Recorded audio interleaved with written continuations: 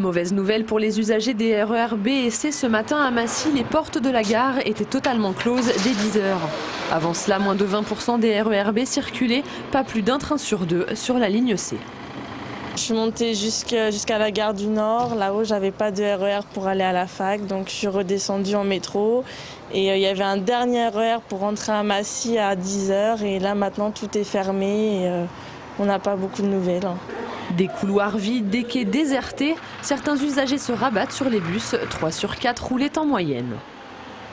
Mais normalement, des gares de Châtelet, je prends le RER B, il n'y a plus aujourd'hui. C'est pour cela que j'ai changé vers le bus 8105, c'est que de Évry-Châtillon jusqu'à la gare de Massy.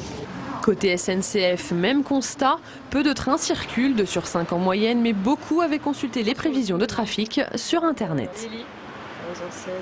Pour l'instant, ça se passe très bien. Le train que l'on croyait absent, parce que sur Infoligne, il était mentionné absent, ben, il existe. Donc hier soir, on a pu valider le ticket et tout, c'est bon.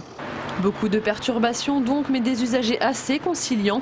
63% des Français trouvent cette grève justifiée. Les transports, ils concernent évidemment également le trafic aérien. Une partie des contrôleurs était aussi en grève.